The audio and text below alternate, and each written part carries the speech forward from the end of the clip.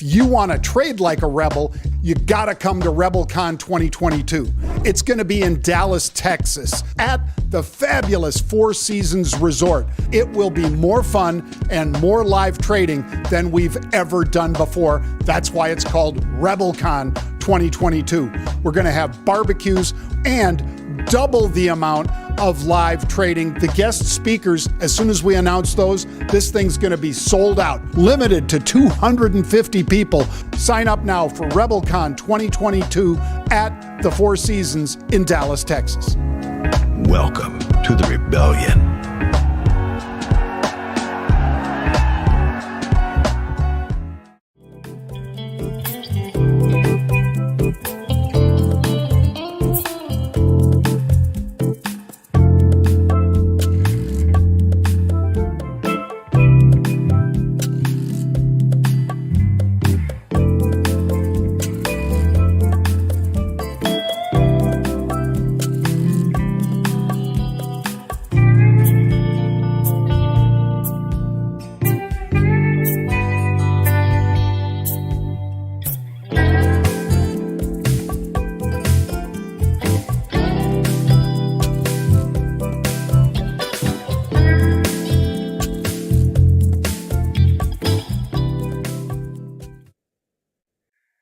And happy Friday once again to all of our market rebels and live streamers out there on YouTube and Twitter. It's absolutely great having you here.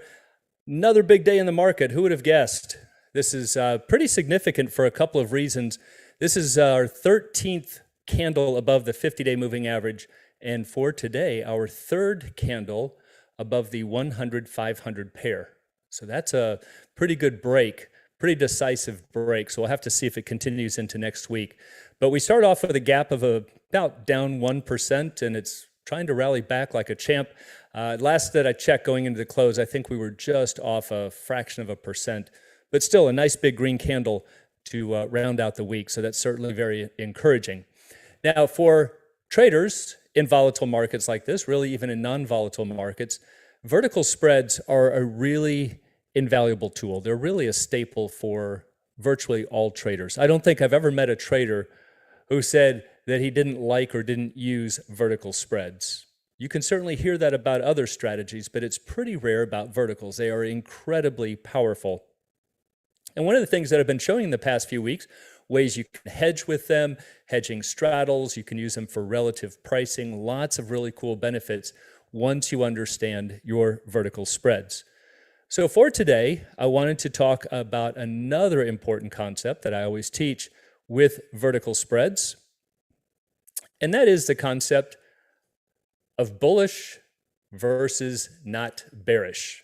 Now, sometimes when I say this, people say, well, isn't that the same thing? If you're not bearish, you're bullish. Not necessarily. Bullish really means that we want to see that stock go. We need it to move. Not bearish, at least in the world of options, means we can afford to have it sit still. I'm not bearish. I'm not looking for it to fall, but I don't need it to rise in order to make money. And the reason we can do that in the options world and not in the stock world or the futures world is because of the extrinsic value. And so depending on how we structure our vertical spreads, we might not need the stock to move. And so the reason I like to bring this up is that a lot of traders overlook the significance of this and never even crosses their mind to set up a vertical spread in this way. So let's go take a closer look at what I'm talking about here. First of all, remember, one of the earlier presentations I did back in May was about direction, magnitude, and speed. And I said that it all comes down to the fact that options are multidimensional. So remember, you have to be correct about the direction, bullish or bearish, magnitude, how big is that move going to be? Are we talking about 10 cents or $1, or are we talking about 10 or 20 bucks? That's the magnitude. And then the speed. How long of a time period is it going to take for this outlook to occur? We have to have all three of these, in most cases, to profit on options. So once you've decided on the direction, you have to consider the speed. So if you need it to make, the underlying stock, to make a fast move, that is positive gamma. And if you don't need it to move quickly, or we might say slow, potentially even sitting still, that would be negative gamma. So these are two of the things that we really have to consider with vertical spreads. And what I have found out is that most people simply do not. They just say, am I bullish or bearish?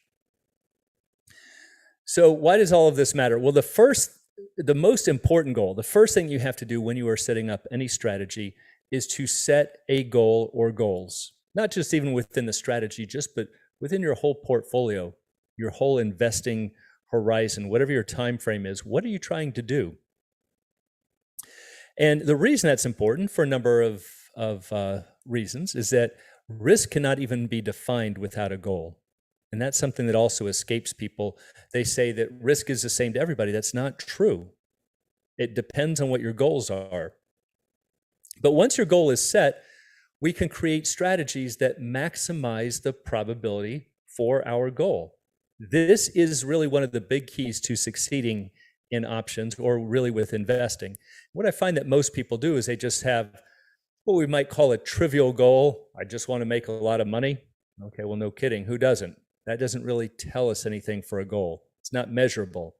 Or I want to make all of the rewards without taking any risk. Not going to happen. Those are trivial goals. We need something that we can really sink our teeth into and we can measure. And once we have that, why do we want to make things riskier? Why not take just enough risk to accomplish that goal? Because if you step beyond that boundary, you're actually taking too much risk relative to what you're trying to do. So for example, let's say that we're looking at the 100-105 vertical. And for this demonstration, I'm just going to be talking about call spread. So let's say that we have purchased this call spread. So I have the 100 strike down here. We get a bend. We're short the 105 call up here. We get another bend. Limited risk, limited reward. But this curve right here in blue is our current curve, right? So the black curve is what we call the expiration graph. It only applies right on the expiration bell. That's the only time you should really be looking at it. But today, let's say with 30 days to expiration, our risk profile looks like this. A few days later, or a week later, sometime later, it's going to shift down over here on the left-hand side, and it's going to start working its way up on the right. And the reason for that is that the blue curve works towards the black. Okay, that's what's separating it from today's curve to the expiration graph. We start out on the blue, but we move towards the black. So again, a few days later, let's say we might move from the blue to this orange color. We might move to here, let's say a few days later, and then to here, and then to here. We just keep slowly moving. Now you can also see the gaps getting a little bigger as we get closer to expiration. That's that time decay fall off there. And then right at expiration, we go onto the black curve. So let's start back here at the beginning. And again, we are long this 100-105 vertical spread. Let's say that we put this vertical spread on with the stock down here at 95. So we buy the 100-105 vertical call spread, and maybe we pay $2 for it. It's going to be relatively cheap because both options are out of the money. Traders recognize that there's not a good chance for this to make money, so they bid the price down. We need the stock price to move in this direction and to fight this downward pull. So we need a fast, aggressive move. We're fighting this time decay over on the left-hand side. So it's a tug of war. Is the move to the right going to be sufficient to offset this time decay? So again, we need a fast, aggressive move. Now our break-even point right here on the red dot is at 102. That's just the $100 call plus the $2 price. That is a 7.4% move in this stock. Now this vertical spread might only have 30 days until expiration. Most stocks don't move that much in a year. That's asking a lot just to get your money back. We haven't even made the first penny yet. That's just to get back to break even. If we need the stock to, or the strategy to get to maximum gain to 105, that would give us 150% return on our money. Okay, we paid 2, we can sell it for 5, but that requires a 10.5% move in the stock. So if you think 7.4% is big, try 10.5 to get yourself to maximum gain. But again, the reason that traders do this is they say, oh, well, it's cheap. and therefore I can't lose a lot, which is not really true because they're not accounting for the probabilities. So this is positive gamma, negative theta. We need the stock to make a fast, aggressive move. That's the green arrow. But we have negative theta. We're fighting these red arrows. So the thing to understand from this is if you are buying your spreads out of the money, so the stock's down here at 95, we're buying the 100, 105 vertical, you can think of that as a true bullish position. You absolutely need the stock to move and in the proper direction and with the right magnitude and by expiration, direction, magnitude, and speed. You have to be right on all of these to get to your maximum gain. But now, what if we change the moneyness? Moneyness is this catch-all phrase that we use in the options world about whether an option is in the money, at the money, or out of the money. Just collectively, that's what we call the moneyness. What if we didn't need 150% on our money? Well, that should be part of our goal. And if we're not really looking for that, then why should we be doing trades that can potentially make that? That's just taking too much risk relative to your goals. So now let's say that instead the stock is at 105 and we buy the 100, 105 vertical spread. Now both options are in the money, or at least the 105 is at the money. We're selling the at the money. That's really the big distinction here. You're either buying the at the money with the stock down here, or you're selling the at the money.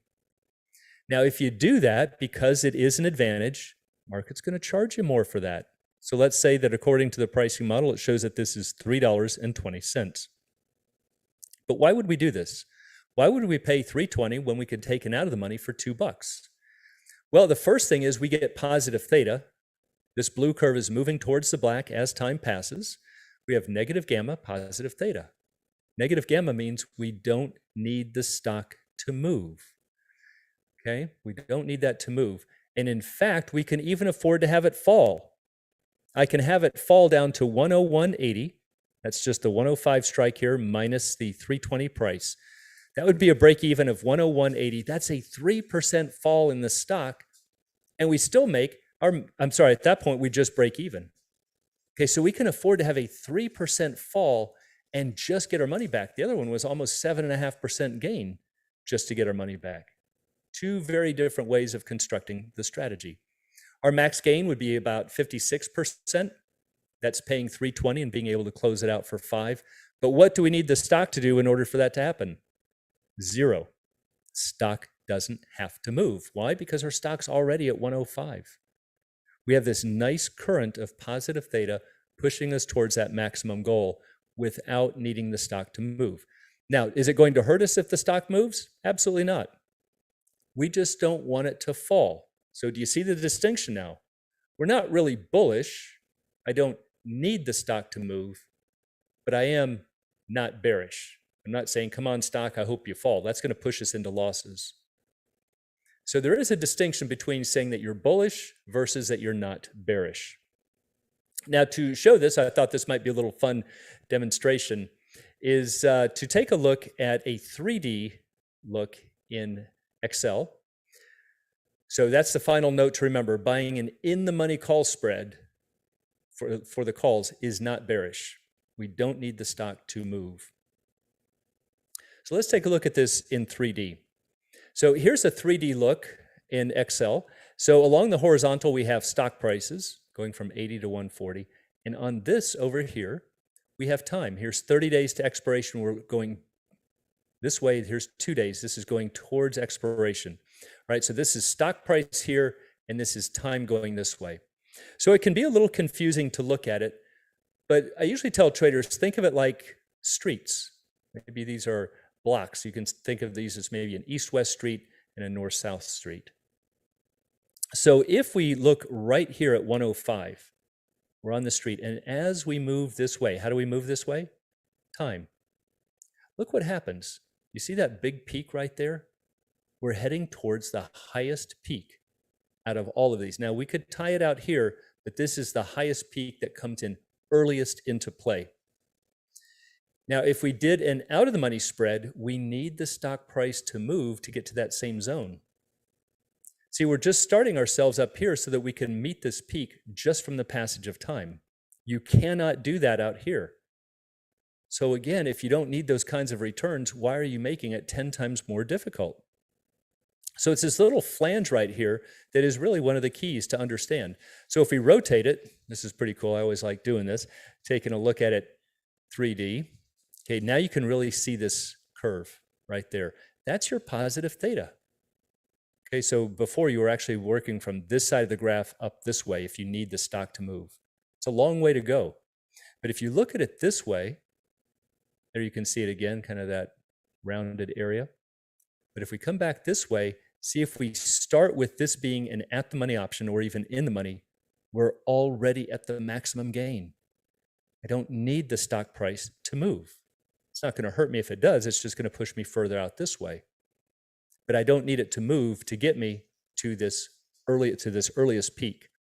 That is such an important point to understand for vertical spreads, and I can't emphasize it enough. It's probably the major mistake that I see among all traders who use vertical spreads. So hopefully it gives you a little insight that if you're using vertical spreads and you have a goal and you don't need to pay 1 to make 4 or some other ridiculous type of risk reward profile, set them up so that you've got negative gamma and positive theta. And that's going to make things a lot easier, especially in volatile markets. So remember, it's not what you think that matters, it's what you can see. It's what you can understand about options. And so to do that, for anybody who'd like to take advantage of this fabulous offer, we are giving a free 30-minute one-on-one consultation with one of our world-class coaches. Many of them have decades of experience on trading floors. And the phone number to call is 815-957-9125. Absolutely free, no commitments, 30 minutes. They'll chat with you about anything you want to talk about with your portfolio. So if you're learning things from trading tune-up, imagine how much better it's going to be when they are custom tailoring these questions to your needs. And so with that, I'll leave you for some things to think about for any of the vertical spread traders over the weekend. And next week, we're going to talk about some related topics here.